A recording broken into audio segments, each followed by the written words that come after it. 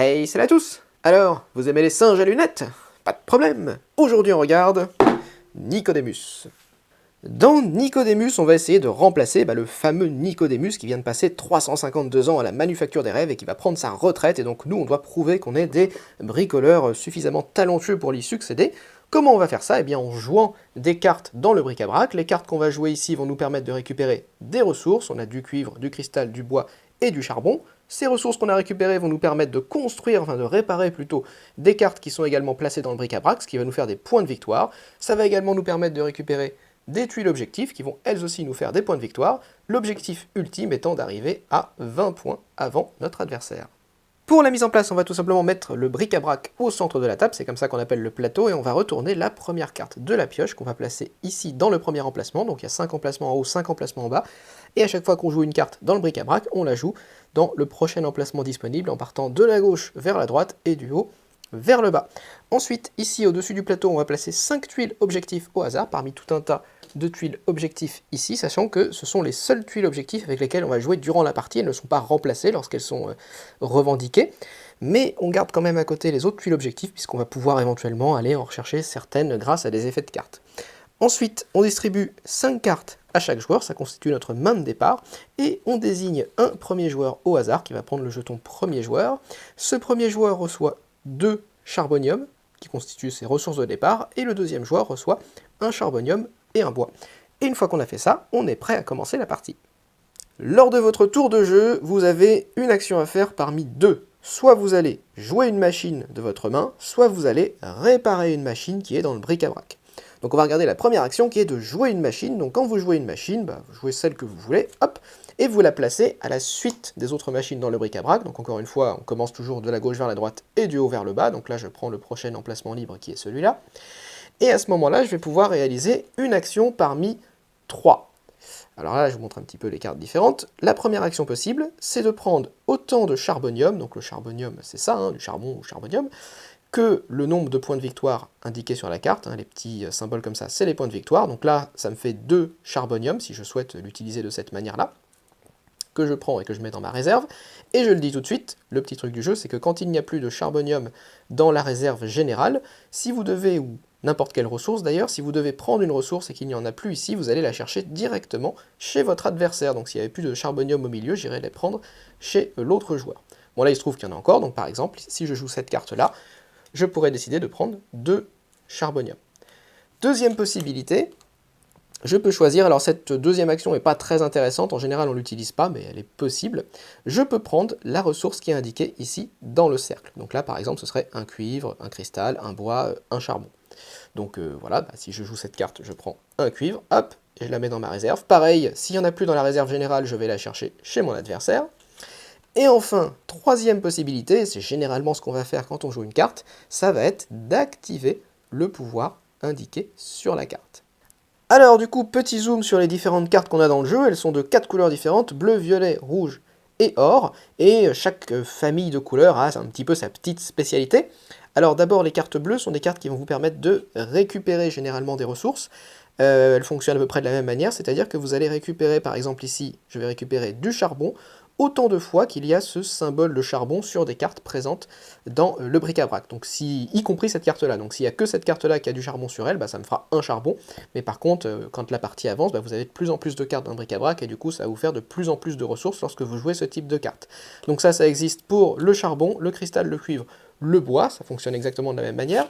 Et puis vous avez cette carte-là qui est un tout petit peu spéciale. Alors là, le fonctionnement n'est pas très bien expliqué dans la règle, mais en gros, c'est pas vraiment un joker, enfin c'est un peu un joker, mais pas tout à fait, c'est-à-dire que cette carte-là, quand vous la jouez, vous allez annoncer une ressource, par exemple du bois.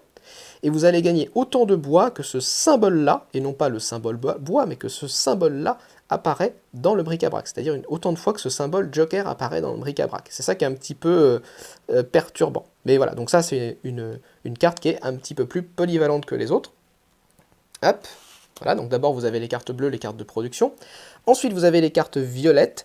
Je ne les détaille pas toutes, mais en gros, ces cartes violettes vous permettent de défausser des cartes lorsque vous les jouez dans le bric-à-brac. Par exemple, celle-là vous permet de défausser la dernière carte du bric-à-brac et de gagner 2 des ressources qui sont nécessaires à sa construction. Par exemple, si je la joue là, je peux défausser cette carte-là, puisque c'est la dernière du bric-à-brac, Et je peux gagner 2 des ressources nécessaires à sa production, bon, bah, enfin à sa réparation plutôt, donc bah, elle, bah, c'est que du bois, donc je gagnerai 2 bois en défaussant cette carte.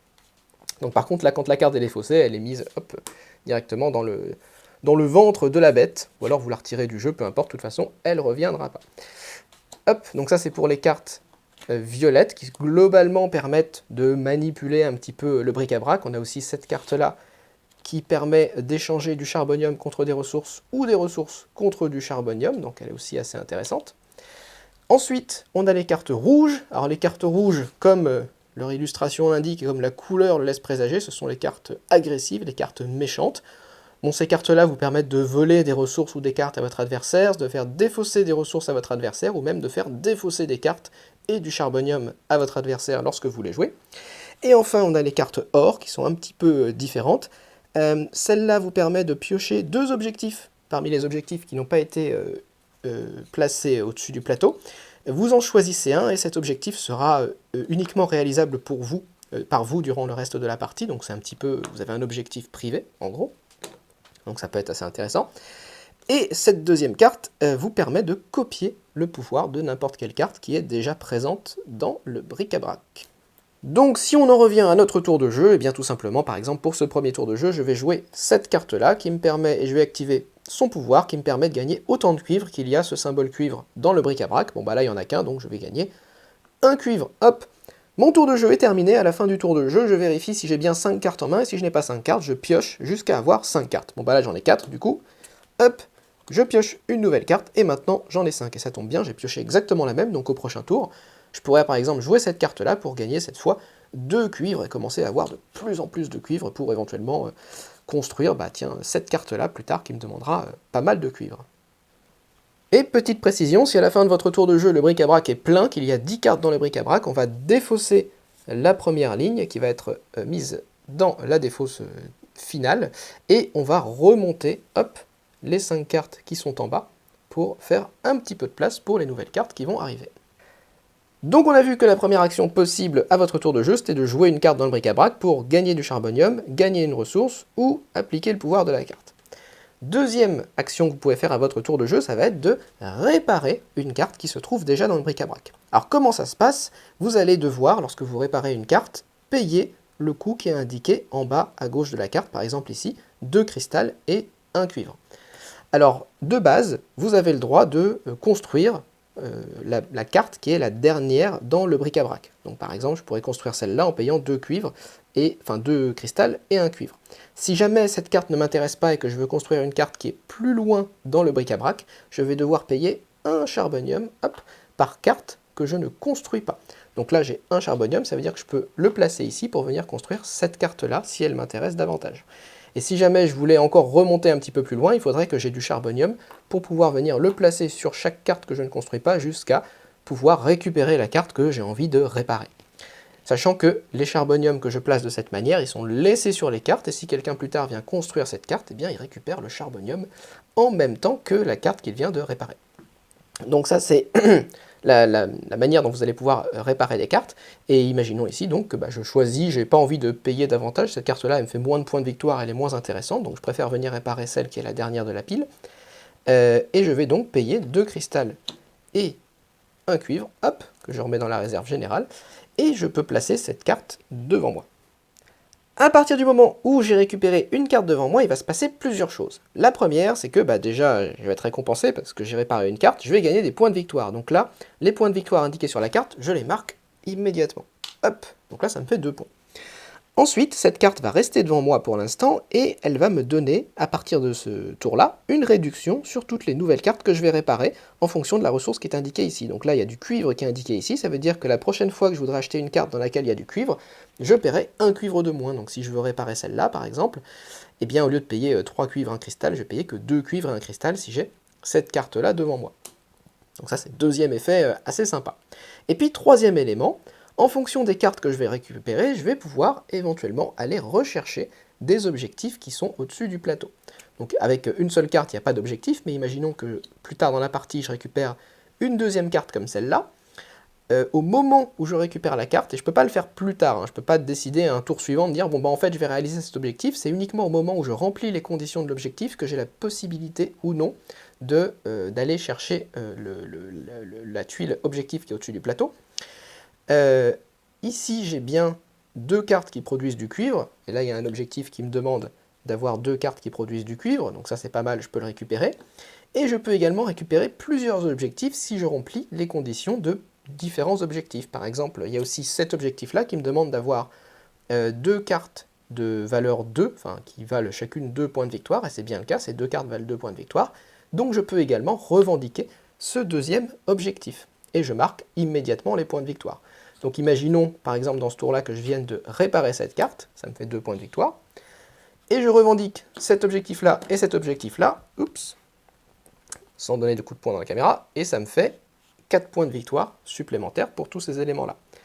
À partir de là, malheureusement, parce que c'est pas, faut pas exagérer non plus, les cartes qui m'ont servi à récupérer des objectifs vont être retirées, je ne les garde pas devant moi, donc je vais perdre la réduction que ces cartes m'offrent, mais en même temps, j'ai réussi à valider des objectifs et ça m'a fait des points de victoire. Donc je vais juste les enlever, je les mets sur le côté, je ne perds pas les points ni rien, c'est juste que je ne vais plus pouvoir utiliser cette carte-là pour me faire des réductions sur les futures cartes que je vais acheter.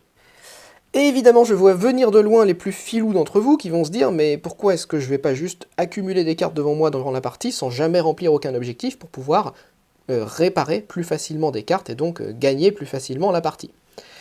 Eh bien oui, mais non. Ça, c'est pas possible, puisque à partir du moment où vous récupérez votre 4e carte devant vous, si vous ne remplissez pas d'objectifs durant ce tour-là, et qu'à la fin de votre tour, vous avez 4 cartes devant vous, eh bien vous allez devoir défausser les 3 cartes plus anciennes que vous avez récupérées, et ne garder devant vous que la 4e, donc la carte que vous venez de réparer à ce tour-là. Donc cette mécanique-là, elle fait que vous n'avez absolument pas intérêt à ne pas utiliser en fait les cartes pour remplir les objectifs, puisque de toute façon, quand vous arrivez à 4 cartes, elles vont être dégagées si vous ne faites pas les objectifs. Donc ça vous invite quand même très fortement à les utiliser, mais bon, il faut les utiliser au bon moment pour pouvoir profiter de leur réduction au maximum, tout en les utilisant et en maximisant leurs effets pour récupérer les objectifs. Les joueurs vont ensuite alterner les tours de jeu jusqu'à ce qu'un joueur atteigne ou dépasse 20 points de victoire. Si c'est le premier joueur qui atteint 20 points de victoire en premier, le deuxième joueur a encore un tour de jeu, et à ce moment-là, le deuxième joueur a une chance de dépasser encore le premier joueur éventuellement. Mais si c'est le deuxième joueur qui arrive en premier à 20 points de victoire, eh bien c'est lui qui remporte immédiatement la partie. Boum! Et voilà, c'est tout ce qu'il y a à dire sur Nicodemus. Alors Nicodemus, d'abord je regardais un petit peu le matériel qui est quand même très joli, hein, les cartes. Alors bon, on aime ou on n'aime pas, hein, c'est des illustrations qui sont particulières, mais en tout cas, bon, si vous aimez Imaginarium, vous aimerez sans doute les illustrations de ce jeu, qui sont assez particulières. Moi j'aime bien, je trouve ça assez sympa. Il y a quand même tout un univers. La boîte, le petit insert à l'intérieur est assez sympa. Vous avez vos petits... hop, vos petits... Tchouk, ah, je me bloque le doigt. Vous avez vos petits carrés là où vous pouvez mettre vos différentes tuiles et vos trucs. Donc ça c'est plutôt bien fait. Enfin c'est bien fait, c'est pas non plus absolument génial, parce que si vous mettez vos éléments sans sac ici, en fait l'insert, oui, c'est une espèce d'insert à l'intérieur se décolle et en fait tout va glisser sous les différents éléments. Donc en fait il faut quand même mettre les petits jetons dans des sacs et tout ça, sinon tout se balade en dessous. Bref, bon, ça c'est un petit... Mais bon, l'intérieur est très joli, la boîte et tout ça, les illustrations sont vraiment absolument magnifiques, je trouve. Donc niveau matériel, pas de problème, niveau règles, pas trop de problème non plus, c'est dommage parce que le jeu est quand même pas intuitif, il est assez complexe sur certains éléments. J'aurais bien aimé quelques petits exemples, quelques petites précisions supplémentaires sur certains points, notamment sur la carte là, qui permet de... Là, l'espèce de joker qui n'est pas un joker, là, qui vous permet où est-ce qu'elle est? Celle-là, voilà, ce symbole-là, qui n'est pas forcément simple dans son utilisation, il aurait peut-être fallu un petit focus là-dessus dans la règle. Mais bon, globalement, ça se fait, et puis si vous avez des petits problèmes sur des micro-points de règle pour savoir comment il se joue, n'hésitez pas à aller voir sur Board Game Arena, puisque le jeu est disponible sur le site, et ça permet de bien fixer les règles en faisant une ou deux parties comme ça en ligne, c'est quand même assez pratique. Voilà, sinon le reste, j'ai pas eu de difficultés particulières, faut bien lire parce que tout n'est répété qu'une seule fois, donc il faut bien faire attention à ce qui est indiqué dans la règle, mais on s'en sort quand même. Cela étant dit, au niveau de la mécanique, alors moi Nicodemus c'est un jeu qui a un petit peu tout pour me plaire quand même, c'est un jeu de 2 joueurs, spécial 2 joueurs, un jeu d'affrontement, et surtout c'est un jeu qui utilise une de mes mécaniques préférées dans le jeu de société, c'est-à-dire les cartes qui ont plusieurs utilisations. Déjà, il utilise des cartes, ce que j'aime bien, et en plus des cartes qui ont plusieurs utilisations, puisque chaque carte, vous pouvez à la fois la jouer ou alors la construire une fois qu'elle a été jouée. Et lorsque vous la jouez, c'est toujours soit pour le charbonium, pour la ressource ou pour le pouvoir que vous allez activer. Donc en fait, ça vous fait pas mal de choix différents durant votre partie et il y a une bonne tension dans ce que vous devez faire. Vous n'avez pas l'impression de subir le jeu, vous avez vraiment l'impression de prendre des décisions pour essayer de gagner vos points de victoire et de maximiser les outils que vous avez en main. Et ce qui est aussi très appréciable, c'est qu'il y a un bon équilibre entre l'aspect calculatoire du jeu, parce qu'il faut quand même faut réfléchir un petit peu, hein, faut pas faire n'importe quoi, parce que le jeu est assez punitif si vous faites n'importe quoi, vous pouvez vite vous retrouver à sec de ressources, et puis incapable d'acheter quoi que ce soit, avec des cartes qui vous sont inutiles en main. Donc il faut faire attention quand même, il faut bien gérer ses ressources, bien savoir ce qu'on veut acheter à quel moment pour avoir les bonnes réductions qui nous permettent d'acheter les bonnes cartes, qui nous permettent de faire les bons objectifs, et si possible de faire plusieurs objectifs à la fois. Donc ça fait pas mal de paramètres à prendre en compte. Mais en même temps, même s'il y a cet aspect calculatoire, il y a quand même, comme c'est un jeu qui de toute façon dépend aussi pas mal des cartes que vous allez piocher, et puis des cartes que va jouer votre adversaire avec une interaction assez forte, vous avez quand même pas mal d'éléments d'incertitude qui fait que c'est aussi assez opportuniste d'une certaine manière. Donc pour moi il y a un bon équilibre entre l'opportunisme et les objectifs un petit peu de long terme que vous essayez d'atteindre, donc il faut quand même s'adapter à ce que fait votre adversaire. Et puis, même, en fait, l'interaction fonctionne très bien, parce que, bon, alors c'est un peu méchant comme jeu, hein. Il ne faut pas y aller en se disant que tout va bien se passer, vous allez faire des sales coups à votre adversaire, de deux manières. Déjà, avec les cartes rouges, alors, les cartes rouges, elles sont méchantes, mais pas tant que ça va embêter l'adversaire pendant un tour. Par exemple, lui faire défausser 2 ressources, c'est embêtant, mais en même temps, les ressources, ça se récupère. Donc ça fait perdre un tour, ça ralentit, ça n'empêche pas l'adversaire de jouer. Pareil, cette carte qui fait défausser 3 cartes à l'adversaire et qui lui fait défausser 2 charbonium, c'est embêtant, mais en même temps, à la fin de son prochain tour, il va repiocher jusqu'à 5 cartes. Donc ça va l'embêter pendant un tour, ça va pas l'embêter pendant toute la partie. Donc il y a une petite interaction qui fait un petit peu râler quand vous jouez des cartes rouges, mais qui n'est pas si terrible que ça. Et puis l'autre interaction, c'est les cartes que vous jouez ici, puisque une carte que vous voulez construire, il va falloir, ou réparer, j'arrête pas de dire construire, réparer, mais c'est réparer. Une carte que vous voulez réparer, il va falloir la jouer, mais si vous la jouez, ça veut dire que votre adversaire, lui aussi, pourra la réparer, et peut-être la réparer avant vous. Du coup, il faut vérifier à chaque fois quelles sont les ressources que votre adversaire possède devant lui, est-ce qu'il peut construire ou non cette carte, est-ce qu'il est en capacité de le faire d'ici 2-3 tours, ou est-ce que vous allez pouvoir le faire avant lui. Et l'interaction aussi au niveau des ressources, il n'y en a pas tant que ça des ressources, et c'est pas rare dans les parties de voir des moments où vous allez jouer une carte juste pour venir shipper des ressources à votre adversaire, hein. Une fois que le bric-à-brac commence à se remplir, vous jouez une carte qui vous permet de récupérer 3 ou 4 bois, si vous en avez déjà 3 ou 4 et qu'il n'y en a que 2 au centre, et du coup vous en récupérez 2 ou 3 chez votre adversaire, donc ça aussi c'est un truc qui peut être, et ça peut l'empêcher de construire une carte, ça peut lui faire revoir ses plans, donc ça aussi ça peut être assez rageant. Donc tout ça, il y a une très bonne tension du coup de ce point de vue là sur le jeu. Je vais pas comparer Imaginarium, je sais pas si c'est... J'ai fait qu'une seule partie d'Imaginarium il y a très très longtemps, donc pour moi c'est un peu présenté comme la version 2 joueurs d'Imaginarium. Je sais que les ressources sont un petit peu communes, les illustrations sont un petit peu communes, au-delà de ça je sais pas exactement si les mécaniques sont vraiment très très proches. J'avais moyennement apprécié la partie d'Imaginarium que j'avais faite il y a très très longtemps. Mais le jeu Nicodemus, par contre, lui, m'emballe beaucoup plus et est beaucoup plus agréable à jouer et se joue aussi plus simplement et plus rapidement. Petite alerte, la première partie, c'est une purge. Déjà parce que vous avez énormément de... Il y a plein d'éléments à prendre en compte, donc ça fait pas mal, ça fait tourner le cerveau. Et surtout, parce que, je vous les avais un petit peu vus, mais il y a plein de cartes différentes, chacune avec des effets différents, qui sont pas compliqués, hein. Une fois que vous avez fait votre première partie, c'est bon, c'est intégré. Mais, durant la première partie, vous êtes tout le temps en train de regarder le livret de règles pour voir, ah oui, ça fait quoi déjà, ah oui, ça fait quoi déjà, ok. Donc, vous allez pas forcément passer une bonne première partie, mais il faut s'accrocher, la deuxième partie sera beaucoup plus chouette. Et quand vous connaîtrez un petit peu les cartes et les pouvoirs, vous savez ce qui va sortir, vous savez le type d'objectif vers lequel vous pouvez aller, et ça va se décanter, ça va mieux fonctionner. Mais c'est vrai que la première partie peut être un petit peu rude, donc c'est juste la petite alerte, il faut s'accrocher pour la première partie, mais après le jeu est vraiment...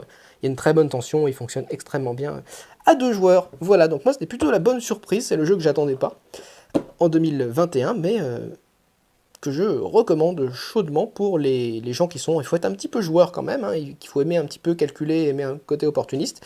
Mais si ça vous parle, en tout cas, n'hésitez pas à vous procurer ou à tester Nicodemus. Voilà, donc c'est tout ce que j'avais à dire sur Nicodemus. N'hésitez pas à laisser un commentaire, à mettre un pouce vers le haut, à vous abonner. Et moi je vous retrouve la prochaine fois. Salut!